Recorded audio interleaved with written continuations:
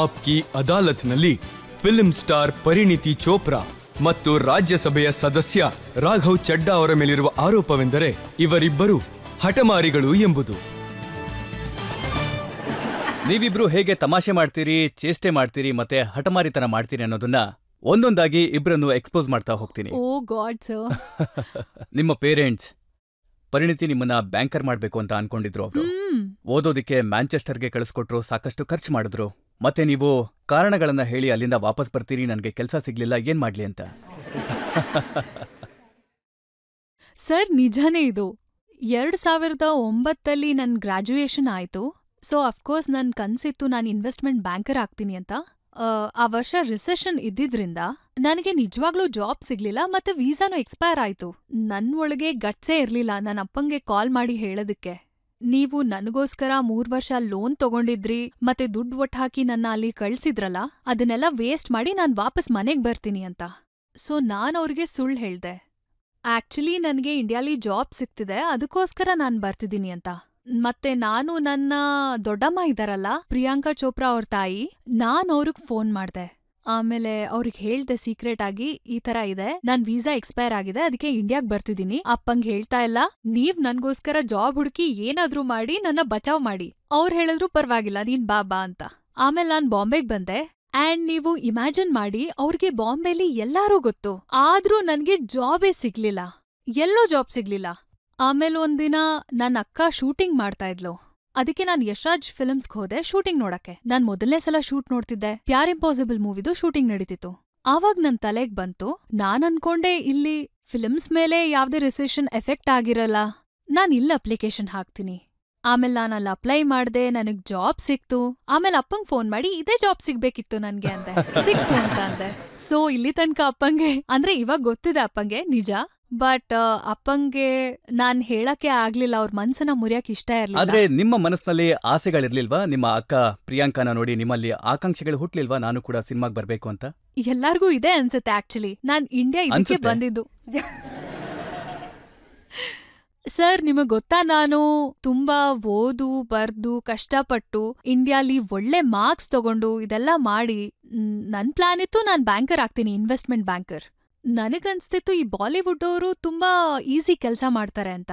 Actors ಆಗಿರ್ತಾರೆ, umbrella ಕೆಳಗ್ ನಿಂತಿರ್ತಾರೆ, 2 line ಮಾತಾಡ್ಬೇಕಾಗತ್ತೆ, ಆಮೇಲೆ ಮನೆಗ್ ಹೊರಟೋಗ್ತಾರೆ, ತುಂಬಾ ದುಡ್ಡು ದುಡಿತಾರೆ, ಫುಲ್ ಮಜಾ ಮಾಡ್ತಾರೆ. ನಮ್ಮನ್ ನೋಡಿ ಎಷ್ಟ್ ಹಾರ್ಡ್ ವರ್ಕ್ ಮಾಡ್ತೀವಿ, ನಾವ್ ನೋಡಿ ಎಷ್ಟ್ ಇಂಪಾರ್ಟೆಂಟ್ ಕೆಲ್ಸಗಳ್ನ ಮಾಡ್ತೀವಿ. ಬಟ್ ಸರ್ ನಾನ್ ತಪ್ಪಾಗ್ ಅನ್ಕೊಂಡಿದ್ದೆ. ಯಾರ್ ಫಿಲ್ಮ್ ಇಂಡಸ್ಟ್ರಿಯಿಂದ ಆಗಿರಲ್ವಲ್ಲ, ಅವರು ಫಿಲ್ಮ್ ಇಂಡಸ್ಟ್ರಿನ ಹೀಗೆ ನೋಡ್ತಾರೆ. ರಾಘವ್ ನೋಡ್ದಾಗ ಸರ್ ಇವ್ನ್ ಇವತ್ತಿಗೂ ಹೀಗೆ ನೋಡ್ತಾನೆ. ಅಲ್ಲ, ನಿಮ್ಮನ್ನು ಕೂಡ ಚೆನ್ನಾಗಿ ಓದಿಸಿ ಪೇರೆಂಟ್ಸ್ ನಿಮ್ಮನ್ನ ಚಾರ್ಟರ್ಡ್ ಅಕೌಂಟೆಂಟ್ ಮಾಡ್ತಾರೆ. ಮತ್ತೆ ನಾನ್ ಕೇಳ್ಪಟ್ಟಿದ್ದೆ ನೀವು ಓದೋ ಹುಡುಗ ಆಗಿದ್ರಿ, ಬಾಗ್ಲು ಹಾಕೊಂಡು ಇಡೀ ರಾತ್ರಿ ಪುಸ್ತಕ ಓದ್ತಿದ್ರಿ. ಅಲ್ಲ, ಇಷ್ಟೊಂದು ಎಫರ್ಟ್ ಅನ್ನ ವೇಸ್ಟ್ ಮಾಡ್ಬಿಟ್ರಲ್ಲ ನೀವು ಅಣ್ಣಾ ಹಜಾರೆ ಜೊತೆ ಧರಣಿನಲ್ಲಿ ಕೂತು.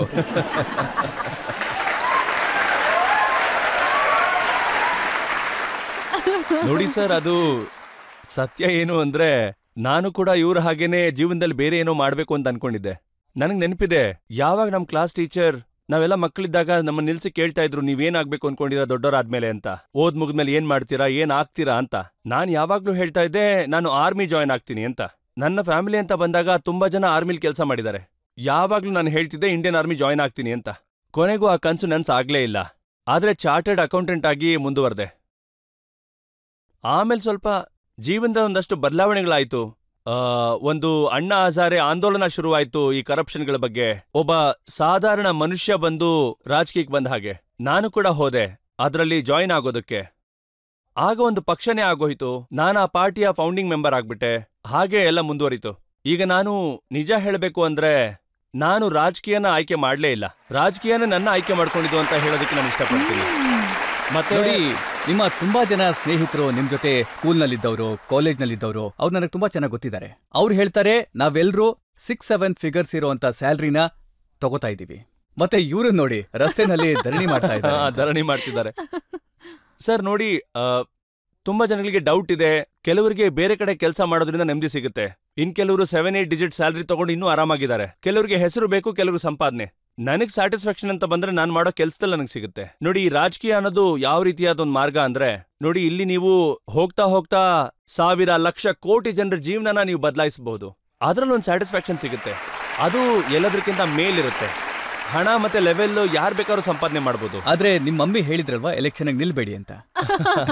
ಅದೊಂದು ಎಮೋಷನಲ್ ಕತೆ ಅಂತಾನೆ ಹೇಳ್ಬೋದು. ನನ್ನ ಪಾರ್ಟಿಯವ್ರು ನನಗೆ ಹೇಳಿದ್ರು 2018ನೇ ಚುನಾವಣೆಯಲ್ಲಿ ನೀವು ನಿಲ್ಬೇಕು ಅಂತ. ನಾನ್ ಹೇಳಿದೆ ನಾನು ಅಪ್ಪ ಅಮ್ಮನ ಹತ್ರ ಮಾತಾಡಿ ಹೇಳ್ತೀನಿ ಎಂದೆ. ಅಪ್ಪ ಹೇಳಿದ ಕೂಡಲೇ ತುಂಬಾ ಯೋಚನೆ ಮಾಡದೆ ಸರಿ ಅಂತ ಅಂದ್ಬಿಟ್ರು. ಆದ್ರೆ ಅಮ್ಮನ್ನ ಒಪ್ಸೋದಕ್ಕೆ ನನಗೆ 6 ತಿಂಗಳು ಬೇಕಾಯ್ತು. ಅವ್ರು ಯಾಕೆ ಬೇಡ ಅಂತಿದ್ರು ಅಂದ್ರೆ, ಅವ್ರಿಗೆ ನಾನ್ ಚುನಾವಣೆ ಮೂಲಕ ರಾಜಕೀಯಕ್ಕೆ ಎಂಟ್ರಿ ಆಗೋದು ಇಷ್ಟ ಇರಲಿಲ್ಲ. ಕೊನೆಗೂ ಒಂದಿನ ಅವರು ಒಪ್ಕೊಂಡು ಹೋಗು ಅಂತ ಹೇಳಿದ್ರು. ಆದ್ರೆ 2 ಷರತ್ತುಗಳನ್ನ ಹಾಕಿದ್ರು. ನನ್ನ ಕೈಯಲ್ಲಿ ಅದನ್ನ ಬರ್ಸ್ಕೊಂಡಿದ್ದಾರೆ ಅವರು. ಈ ಷರತ್ತುಗಳನ್ನ ನೀನ್ ಪೂರ್ತಿ ಮಾಡ್ಬೇಕು. ಈ ಚುನಾವಣೆ ರಿಸಲ್ಟ್ ಏನ್ ಬೇಕಾದ್ರೂ ಬರ್ಲಿ. ಮೊದಲನೇ ಷರತ್ ಏನಿತ್ತು ಅಂದ್ರೆ, ನಿನ್ನ ಪ್ರೊಫೆಷನಲ್ ಆಗಿರೋ ಚಾರ್ಟರ್ಡ್ ಅಕೌಂಟೆಂಟ್ನ ಪ್ರಾಕ್ಟೀಸ್ ನಿಲ್ಸೋದಿಲ್ಲ, ಅದನ್ನು ಕೂಡ ಪ್ರಾಕ್ಟೀಸ್ ಮಾಡಬೇಕು, ಅದನ್ನ ಮುಂದೆ ತಗೊಂಡು ಹೋಗ್ಬೇಕು. ಅದಕ್ಕೆ ಕಾರಣ ಏನಿತ್ತು ಅಂದ್ರೆ, ಈಗ ನಮ್ಮ ಸಂಸಾರದಲ್ಲೆಲ್ಲ ಚೆನ್ನಾಗೇ ಇದೆ. ಸದ್ಯಕ್ಕೆ ನಮಗೆ ಹಣ ಆಸ್ತಿ ಅದ್ರ ಅವಶ್ಯಕತೆ ಅಷ್ಟೆಲ್ಲ ಏನು ಬರೋದಿಲ್ಲ. ಆದ್ರೆ ಮುಂದೆ ಹೋದ್ಮೇಲೆ ದೇವ್ರು ಒಂದ್ ವೇಳೆ ನಮ್ಗೆ ಇದನ್ನೇ ಕೊಡದೆ ಹೋದ್ರೆ ಅವಾಗ ಏನ್ ಮಾಡೋದು?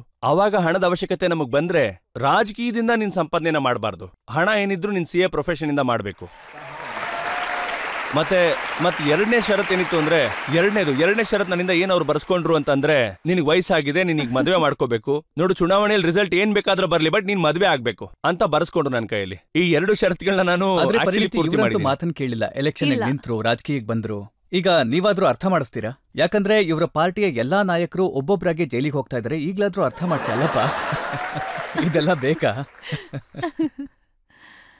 ಓ ಗಾಡ್, ನಾನೇನು ಅವ್ರಿಗೆ ಅರ್ಥ ಮಾಡಿಸ್ಲಿ? ನನಗಂತೂ ಪಾಲಿಟಿಕ್ಸ್ ಒಂಚೂರು ಅರ್ಥ ಆಗಲ್ಲ. ಸೊ ನನಗಂತೂ ಇದೆಲ್ಲ ನಡೀತಿರೋದೆಲ್ಲ ನಾನ್ ತುಂಬಾನೇ ಬೇರೆ ವರ್ಲ್ಡ್ ಇಂದ ಬಂದಿರೋದು. ಇದೆಲ್ಲ ನಡೀತಿರ್ಬೇಕಾದ್ರೆ ನಾನು ನೋಡ್ತಾ ಇರ್ತೀನಿ. ನನಗನ್ಸುತ್ತೆ ಪಿಕ್ಚರ್ ಅಲ್ಲಿ ಜಾಸ್ತಿ ರಿಯಾಲಿಟಿ ಇರುತ್ತೆ, ಮತ್ತೆ ಇಲ್ಲಿ ನೋಡಿದ್ರೆ ಎಷ್ಟು ಫಿಲ್ಮಿ ಆಗಿದೆ ಅಂತ ಅನ್ಸ್ತಿರುತ್ತೆ. ಸೊ ನಾನು ರಿಯಾಲಿಟಿ ಹೇಳ್ತೀನಿ ನಿಮ್ಗೆ. ಹಾ, ನೀವು ಮಾಡಿದಂತ ಮೊದಲನೇ ಸಿನಿಮಾ ಅದೇ ಅರ್ಜುನ್ ಕಪೂರ್ ಅದ್ರಲ್ಲಿ ಹೀರೋ ಆಗಿದ್ರು. ಹೌದು. ಅವ್ರು ಹೇಳಿದ್ರು ಈಕೆ ಜೊತೆ ಕೆಲಸ ಮಾಡೋದಕ್ಕೆ ನನ್ಗಿಷ್ಟ ಇಲ್ಲ, ತುಂಬಾನೇ ಮಾತಾಡ್ತಾಳೆ. ಈ ಆರೋಪನ ನಾನು ಚಿಕ್ಕ ವಯಸ್ಸಿಂದ ಕೇಳ್ತಾ ಇದ್ದೀನಿ. ನನ್ ಪೇರೆಂಟ್ಸು ಇದನ್ನೇ ಹೇಳ್ತಾರೆ, ನನ್ ಟೀಚರ್ಸು ಇದನ್ನೇ ಹೇಳ್ತಾರೆ, ಇವತ್ ನೀವು ಹೇಳ್ತಿದ್ದೀರಾ, ನನ್ ಇಂಡಸ್ಟ್ರಿಯವರು ಹೇಳ್ತಾರೆ. ನನ್ಗನ್ಸುತ್ತೆ ನಾನ್ ಕಮ್ಮಿ ಮಾತಾಡ್ತೀನಿ. ನನ್ನ ಹತ್ರ ಕೇಳಿ. Keep quiet. ರಾಘವ್, ನಿಮ್ಗೇನನ್ಸುತ್ತೆ? ಇಲ್ಲ ನೋಡಿ, ನನಗೇನನ್ಸುತ್ತೆ ಅಂದ್ರೆ, ನಮ್ಮ ಸಂಸಾರ ಚೆನ್ನಾಗಿ ನಡೀತಾ ಇದೆ. ಯಾಕೆ ನಡೀತಾ ಇದೆ ಅಂದ್ರೆ, ನನಗೆ ಈ ಬಾಲಿವುಡ್ ನ B ಏನು ಅಂತಾನೂ ಗೊತ್ತಿಲ್ಲ, ಮತ್ ಪೊಲಿಟಿಕ್ಸ್ ನ P ಏನು ಅಂತಾನೂ ಗೊತ್ತಿಲ್ಲ.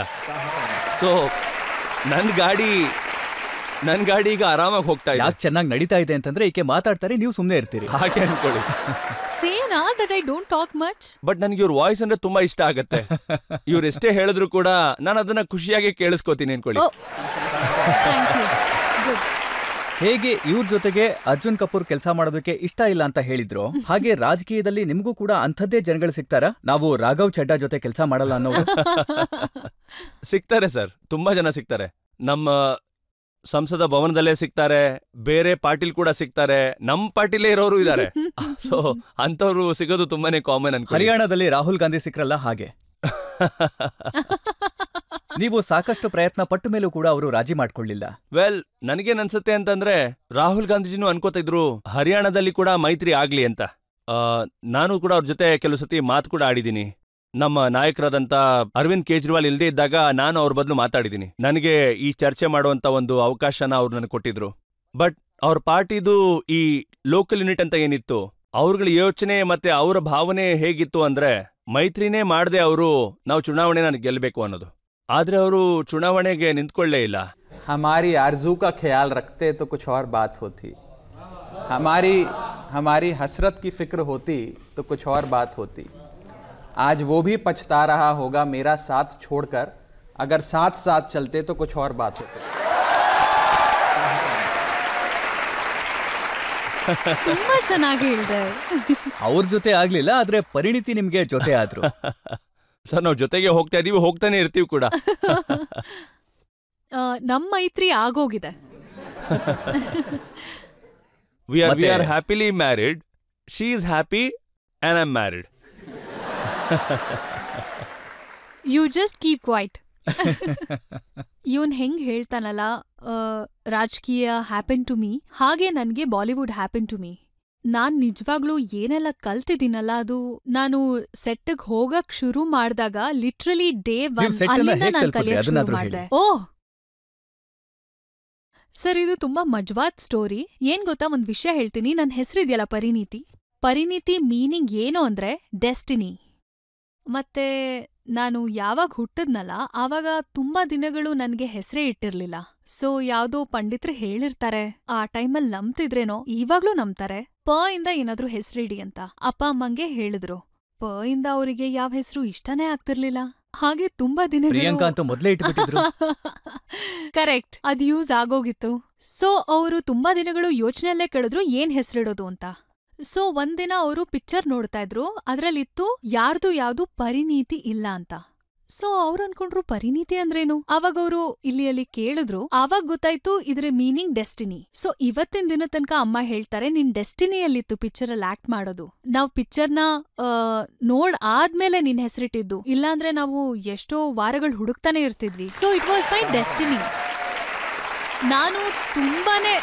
ನಾನು ತುಂಬಾನೇ ಪ್ರಯತ್ನ ಪಟ್ಟೆ ಬೇರೆ ಏನೋ ಮಾಡೋದಕ್ಕೆ. ಬ್ಯಾಂಕರ್ ಆಗ್ಲಿ, ಇದಾಗ್ಲಿ ಅದಾಗ್ಲಿ ಏನೂ ನಡೀಲಿಲ್ಲ. ನೀವೇ ನೋಡಿ, ನಾನು ಆ ರಿಸೆಷನ್ ಇಂದ ವಾಪಸ್ ಬಂದಲ್ಲ ಲಂಡನ್ನಿಂದ, ಯಶ್ರಾಜ್ ಜಾಯ್ನ್ ಆದೆ. ನಾನಂತೂ ಅಲ್ಲಿ ಎಂಪ್ಲಾಯಿ ಆಗಿದ್ದೆ, salaried employee. So Aditya Chopra ಅವರು ನನ್ ಬಾಸ್ ಆಗಿದ್ರು ಆ ಟೈಮಲ್ಲಿ. ಸೊ ಅವ್ರು ನನ್ಗೆ ಮೀಟಿಂಗ್ಸ್ ಅಲ್ಲಿ ಸಿಗ್ತಿದ್ರು. ಮತ್ತೆ ನಾನು ಆ ಕಡೆ ಈ ಕಡೆ, ನಿಮ್ಗೆ ಗೊತ್ತಿದೆ ನಾನ್ ಕಮ್ಮಿ ಮಾತಾಡ್ತೀನಿ ಅಂತ. ಸೊ ನಾನು ಯಶ್ರಾಜ್ಗೆ ಹೋಗ್ತಿದ್ನಲ್ಲ, ಸೊ ಜನಕ್ಕೆ it's very hard to ignore ನಾನ್ ಬಂದಾಗ, ಯಾಕಂದ್ರೆ ಎಲ್ಲಾರ್ಗೂ ಗೊತ್ತಾಗೋಗ್ತಿತ್ತು ನಾನೇ ಬಂದಿದ್ದೀನಿ ಅಂತ. ಸೊ ಎಲ್ರೂ ಜೋಕ್ ಮಾಡ್ತಿದ್ರು, ನೀನ್ ಆಕ್ಟರ್ ಆಗ್ತೀಯಾ, ಆಕ್ಟರ್ ಆಗಕ್ಕೆ ಬಂದಿದ್ಯಾ ಅಂತ. ಸೊ ನಾನ್ ಯಾವಾಗ್ಲೂ ಹೇಳ್ತಿದ್ದೆ, please I will not do all this, I am a banker, I will never become an actor, ಹೀಗ್ ಹೇಳ್ತಿದ್ದೆ. ಆದ್ರೆ ಯಾಕೋ ಗೊತ್ತಿಲ್ಲ ಸರ್, ಆದಿ ಚೋಪ್ರಾಗೆ ನನ್ಮೇಲ್ ನಂಬಿಕೆ ಇತ್ತು, ಈ ಹುಡ್ಗಿ ಆಕ್ಟರ್ ಆದ್ರೆ ಸ್ವಲ್ಪ ಏನೋ ಚೆನ್ನಾಗ್ ಕೆಲ್ಸ ಮಾಡ್ತಾಳೆ ಅಂತ. ಸೊ 1.5 ವರ್ಷ ನಾನು ಅಲ್ಲಿ ಕೆಲ್ಸ ಮಾಡ್ತಿರ್ಬೇಕಾದ್ರೆ, ನಾನು ಅನುಷ್ಕಾ ಶರ್ಮಾ, ರಣವೀರ್ ಸಿಂಗ್, ರಾಣಿ ಮುಖರ್ಜಿ ಇವ್ರೆಲ್ಲಾರ್ಗೂ ನಾನ್ ಕಾಫಿ ತಗೊಂಡ್ ಬರ್ತಿದ್ದೆ, ಅವ್ರ ಸ್ಕೆಡ್ಯೂಲ್ಸ್ ಮಾಡ್ತಿದ್ದೆ. ನಾನ್ ರಣವೀರ್ ಹತ್ರ ಹೋಗಿ, sir what would you like to have for lunch, ನಾನು ಅವ್ರ ಮಾರ್ಕೆಟಿಂಗ್ ಸ್ಕೆಡ್ಯೂಲ್ಸ್, ಒಂದ್ ವೇಳೆ ಅವ್ರ ಇವತ್ತು ಈ ಇಂಟರ್ವ್ಯೂ ಅಲ್ಲಿ ಇದ್ರೆ ನಾನ್ ಅವ್ರಿಗೋಸ್ಕರ ಹೊರಗಡೆ ವೇಟ್ ಮಾಡೋಂತ ಹುಡುಗಿಯಾಗಿರ್ತಿದ್ದೆ. ನಾನ್ ಅವ್ರ ಜೊತೆ ತುಂಬಾ ಆಕ್ಟರ್ಸ್ನೂ ಮ್ಯಾನೇಜ್ ಮಾಡಿದೀನಿ. ರಣವೀರ್ ಒಂದಿನ ನನ್ನ ನೋಡ್ದ, ಒಂದ್ ಯಾವ್ದೋ ಇಂಟರ್ವ್ಯೂ ನಡೀತಾ ಇತ್ತು, ನಾನಲ್ಲಿ ಮಿರರ್ ಹತ್ರ. ಸೊ ಆ ಟೈಮಲ್ಲಿ ಒಂದು ಹೊಸ ಸಾಂಗ್ ರಿಲೀಸ್ ಆಗಿತ್ತು, ಶೀಲಾ ಕಿ ಜವಾನಿ. ಸೊ ಸರ್, ನಾನು ಆ ಮಿರರ್ ಮುಂದೆ ನಾನು ಆ ಶೀಲಾ ಕಿ ಜವಾನಿ ಸ್ಟೆಪ್ ಮಾಡ್ತಾ ಇದ್ದೆ. ಸೊ ನನ್ಗನ್ಸ್ತು ಹಿಂದೆ ಇಂಟರ್ವ್ಯೂ ನಡೀತಿದೆ, ಅವರೆಲ್ಲ ಬ್ಯುಸಿ ಇದಾರೆ, ನನ್ನ ನೋಡ್ತಿಲ್ಲ. ಆದ್ರೆ ರಣವೀರ್ ನನ್ನ ನೋಡ್ತಾ ಇದ್ದ. ಅವನ್ ಇಂಟರ್ವ್ಯೂನ ಮುಗಿಸಿ ನನ್ನ ಹತ್ರ ಬಂದ. So you want to be an actor? I said no, I don't want to be an actor. What were you doing? So ನಾನ್ ಹೇಳ್ದೆ, ಅದು ನಾನು ಹಾಡ್ ನೋಡಿದ್ನಲ್ಲ, ನನ್ನ ಮನ್ಸಲ್ಲಿತ್ತು, ಅದಕ್ಕೆ ನಾನು ಹೇಳ್ದೆ you will become an actor. ಅದಕ್ಕೆ ಓಕೆ ಅಂದೆ. ಸೊ ನಾನ್ ಅನ್ಕೊಂಡಿದ್ದೆ ಯಶ್ರಾಜಲ್ಲಿ ಕೆಲ್ಸ ಮಾಡ್ತಾ ಸ್ವಲ್ಪ ಇನ್ಫ್ಲೂಯೆನ್ಸ್ ಆಗಿದ್ದೆ, ಆಕ್ಟಿಂಗ್ ಟ್ರೈ ಮಾಡ್ಬೋದು ಅನ್ಕೊಂಡೆ. ಸೊ ನಾನು 1.5 ವರ್ಷ ಕೆಲ್ಸ ಮಾಡಿ ಜಾಬ್ ಬಿಟ್ಬಿಟ್ಟೆ. ನಾನು ಅನ್ಕೊಂಡೆ ಆಕ್ಟಿಂಗ್ ಮಾಡ್ತೀನಿ, ಆಕ್ಟಿಂಗ್ ಸ್ಕೂಲ್ಗೆ ಹೋಗ್ತೀನಿ ಅಂತ. ಆಕ್ಚುಲಿ ಸರ್, ನೀವ್ ನಂಬಲ್ಲ, ನಾನ್ ಆಕ್ಟರ್ ಆದೆ. ಆದಿತ್ಯ ಚೋಪ್ರಾ ನನ್ನ 3 ಸಿನಿಮಾಕ್ಕೆ ಸೈನ್ ಮಾಡಿದ್ರು. ಮತ್ತೆ ನನ್ ಮೊದಲನೇ ಸಿನಿಮಾ ರಣವೀರ್ ಜೊತೆನೇ ಆಗಿತ್ತು. ಇಲ್ಲಿ ಇನ್ನೊಂದು ವಿಷಯನ ನಾನು ಹೇಳಲೇಬೇಕಾಗತ್ತೆ. ರಣವೀರ್ ಅವರ ಮೊದಲನೇ ಪಿಕ್ಚರ್ ಬಗ್ಗೆ ಇವ್ರೇನ್ ಮಾತಾಡ್ತಾ ಇದ್ದಾರೆ, ಲೇಡೀಸ್ ವರ್ಸಸ್ ರಿಕ್ಕಿ ಬೇಲ್. ಅದರಲ್ಲಿ ಇವ್ರ ಹೆಸರೇನಿತ್ತು ಅಂದ್ರೆ ಡಿಂಪಲ್ ಚಡ್ಡಾ. ಮತ್ತೆ ಆ ಶೂಟಿಂಗ್ ಎಲ್ಲ ನಡೆದಿದ್ದು ಡೆಲ್ಲಿನಲ್ಲಿ. ಯಾ, ನಾನ್ ಡೆಸ್ಟಿನಿ ಇವ್ರನ್ನ ಆಗ್ಲೇ ಮಿಸ್ಸಸ್ ಚಡ್ಡಾ ಮಾಡ್ಬಿಟ್ಟಿತ್ತು. ಡೆಸ್ಟಿನಿ ಆಲ್ರೆಡಿ ಅದನ್ನ ಮಾಡ್ಬಿಟ್ಟಿತ್ತು, ಚಡ್ಡಾ ಅಂತ ಮಾಡ್ಬಿಟ್ಟಿತ್ತು. ಸೊ ಮೊದಲನೇ ಸಲ ಇವ್ರ ಫ್ಯಾಮಿಲಿನ ನಾನ್ ಮೀಟ್ ಆದಾಗ, ಇವ್ರ ಬ್ರದರ್ ಒಬ್ರು ತುಂಬಾ ಜೋಕ್ ಮಾಡ್ತಾರೆ. ಅವ್ರು ನನ್ನ ಹತ್ರ ಬಂದ್ರು ಮೊದಲನೇ ಸಲ. ಅವ್ರು ಹೇಳಿದ್ರು, ನನಗ್ ಗೊತ್ತೇ ಇತ್ತು ನೀನ್ ನಮ್ ಫ್ಯಾಮಿಲಿಗ್ ಬರ್ತೀಯಾ ಅಂತ. ನಾನ್ ಹೇಳ್ದೆ, ಹೇಗ್ ಗೊತ್ತಿತ್ತು? ಅಲ್ಲ, ನಿನ್ ಮೊದಲನೇ ಸಿನಿಮಾದಿಂದಾನು ನಿನ್ ಸರ್ನೇಮ್ ಚಡ್ಡಾ ಆಗಿತ್ತು, ಅದಕ್ಕೆ ಅವಾರ್ಡ್ ಸಿಕ್ತು, ನನಗ್ ಗೊತ್ತಿತ್ತು ನೀನ್ ಚಡ್ಡಾ ಫ್ಯಾಮಿಲಿಗೆ ಹೋಗ್ತೀಯ ಅಂತ. ಆದ್ರೆ ನೀವು ಕೂಡ ತಪ್ಪನ್ನ ಮಾಡಿದ್ದೀರಾ. ನಿಮ್ಗೊಂದು ಸಿನಿಮಾ ಸಿಕ್ತಿತ್ತು, ಆನಿಮಲ್ ಅಂತ. 800 ಕೋಟಿ ಗಳಿಸ್ತು ಈ ಸಿನಿಮಾ. ಹೌದು. ಆದ್ರೂ ಕೂಡ ನೀವು ಸೈನ್ ಮಾಡ್ಲಿಲ್ಲ.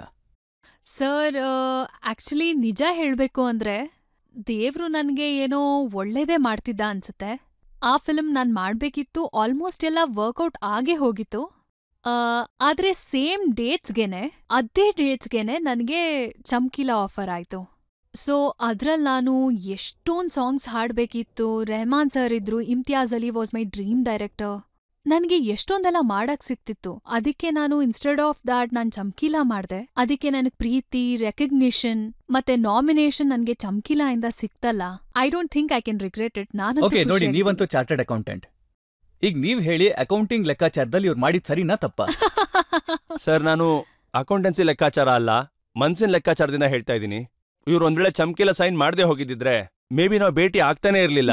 ಮತ್ ಪಂಜಾಬ್ ಅಲ್ಲಿ ನಾವು ಸಮಯನ ಕಳೀತಾನೆ ಇರ್ಲಿಲ್ಲ. ಯಾಕಂದ್ರೆ ಈ ಚಮ್ಕೀಲಾದು ಪೂರ್ತಿ ಶೂಟಿಂಗ್ ಪಂಜಾಬಿನ ಹಳ್ಳಿಯಲ್ಲಾಗಿತ್ತು. ಮತ್ತೆ ನಾವಲ್ಲಿ ಆಗಾಗ ಭೇಟಿ ಮಾಡ್ತಿದ್ವಿ, ಜೊತೆಲಿ ಸುತ್ತಾಡ್ತಾ ಇದ್ವಿ, ಒಟ್ಟಿಗೆ ಗುರುದ್ವಾರ ಕೂಡ ಹೋಗ್ ಬರ್ತಾ ಇದ್ವಿ. ಆ ಅವಕಾಶ ನಮ್ಗೆ ಸಿಗದೆ ಹೋಗ್ಬಿಡ್ತಾ ಇತ್ತು ಈ ಚಮ್ಕೀಲಾ ಸೈನ್ ಮಾಡದೆ ಹೋಗಿದ್ರೆ. ಆದ್ರೆ ನೋಡಿ, ಚಮ್ಕೀಲಾ ಮಾಡೋದಕ್ಕೆ 18 kg ವೆಯ್ಟ್ ಅನ್ನ ಜಾಸ್ತಿ ಮಾಡ್ಕೊಂಡ್ರಿ. ಹಾ ಸರ್, ಇದು ಅದು ನೋಡಿ. ಸೀರಿಯಸ್ಲಿ ಅದು ಮದ್ವೆನಲ್ಲೂ ಕಾಣಿಸ್ತಿತ್ತು. ಹಾ ಸರ್, ನೀವೇ ನೋಡಿ. ಅಂದ್ರೆ ನಾನೇನ್ ಕೇರ್ ಮಾಡಲ್ಲ, ಬಟ್ ಜೆನ್ಯೂನ್ಲಿ ನಾನ್ ಯಾವಾಗ ಚಮ್ಕೀಲಾನ ಸೈನ್ ಮಾಡಿದ್ನಲ್ಲ, ಅವಾಗ ನಾನು ತುಂಬಾ ಫಿಟ್ ಆಗಿದ್ದೆ. ಐ ಮೀನ್ ನನ್ ಆಪ್ಸ್ ಕಾಣಿಸ್ತಿತ್ತು. ಅಂಡ್ ಇಮ್ತಿಯಾಜ್ ಸರು ಅವತ್ತು ನನ್ನ ಸೈನ್ ಮಾಡಿದಾಗ ನಾನು ತುಂಬಾನೇ ಫಿಟ್ ಆಗಿ ಕಾಣಿಸ್ತಿದ್ದೆ.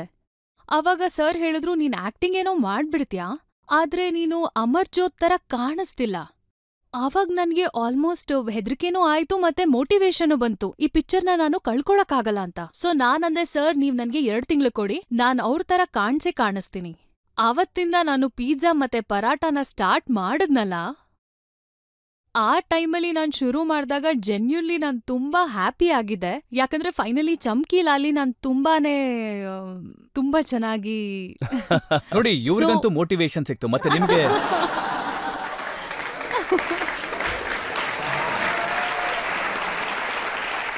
ಸರ್, ಏನೇ ಹೇಳಿದ್ರು ನನ್ ಮೋಟಿವೇಶನ್ ಇಲ್ಲಿಂದಾನೇ ಬರೋದು. ಪ್ರೇಕ್ಷಕರಿಂದ ಒಂದೆರಡು ಪ್ರಶ್ನೆ ತಗೊಳ್ಳೋಣ. ನನ್ ಪ್ರಶ್ನೆ ಪರಿಣಿತಿ ಮ್ಯಾಮ್ ನಿಮ್ಗೋಸ್ಕರ. ನೀವು ರೀಸೆಂಟ್ ಆಗಿ ಒಂದು ಕಾನ್ಸರ್ಟ್ ಅಲ್ಲಿ ತುಂಬಾನೇ ಚೆನ್ನಾಗಿ ಹಾಡಿದ್ರಿ. ಆದ್ರೆ ಆಗ ನಿಮ್ ಬಗ್ಗೆ ಸ್ವಲ್ಪ ಟ್ರೋಲಿಂಗ್ ಆಗಿತ್ತು. ಹೌದು. ಅವಾಗ ನಿಮ್ಗೆ ಬಹುಶಃ ಬೇಜಾರಾಗಿರ್ಬಹುದು. ಬಟ್ ಇಂಥ ಸಿಚುವೇಶನ್ ಅಲ್ಲಿ ನೀವ್ ಹೇಗ್ ಕೋಪ್ ಅಪ್ ಮಾಡ್ತೀರಾ? ಅಯ್ಯೋ, ನಾನೇನ್ ಕೋಪ್ ಅಪ್ ಮಾಡ್ಕೊಳಲ್ಲ. ಟ್ರೋಲಿಂಗ್ ನಡೀತಾನೆ ಇರುತ್ತೆ. ಅಂಡ್ ಇನ್ ಫ್ಯಾಕ್ಟ್ ನಾನ್ ಹೇಗ್ ಹೇಳಿ ನಿಮ್ಗೆ? ನಾನ್ ಹೇಳ್ತೀನಿ ಏನ್ ಹೇಳೋದು ಅಂತ. ಹೇಳಿ. ನೀವು ಯಾವಾಗ ಟ್ರೋಲ್ ಆದ್ರಲ್ಲ, ಆಗ ಜನ ಹೇಳಿದ್ರು ನೀವು ಹಾಡೋದಕ್ಕೆ ಹಠ ಮಾಡಬೇಡಿ ಅಂತ. ಯಾರೋ ಒಬ್ರು ಬರ್ದಿದ್ರು. ಯಾರಿದು? ಲೇಡಿ ನಾಗ. It was crazy. ಆಕ್ಚುಲಿ ಅದೊಂದು ವಿಚಿತ್ರವಾದ ಸಮಯ ಆಗಿತ್ತು. ಅಂಡ್ ಅದು ನನ್ನ ಮೊದಲನೇ ಕಾನ್ಸರ್ಟ್ ಆಗಿತ್ತು. ಸೊ ನಾನು ಆ ಸಮಯದಲ್ಲಿ ಕಲ್ತ್ಕೊಂಡೆ ಲೈವ್ ಕಾನ್ಸರ್ಟ್ ಅಲ್ಲಿ ಹೇಗ್ ಹಾಡ್ಬೇಕು.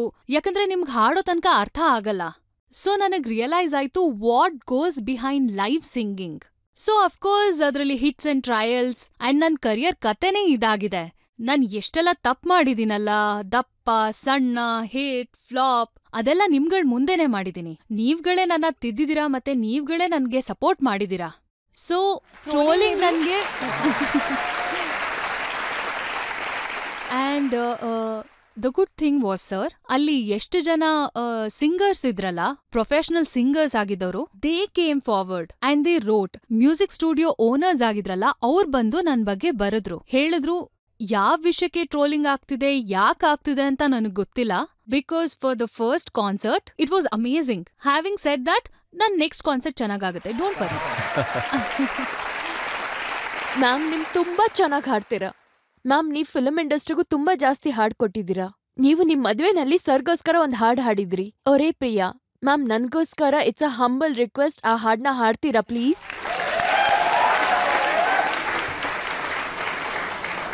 वे मैं लहंगा चूड़ा पाके तेरी गलियां छुटुर गईयां, वे मैं तेरी हो गई माही, वे मैं तेरे संग जुड़ गईयां माही, दिल मेरा रखी सांभ के, आँखों में आंसू शाम से, ओ पिया चल चले आ, बांट ले गम खुशी साथ में आ, साथ में आ. you.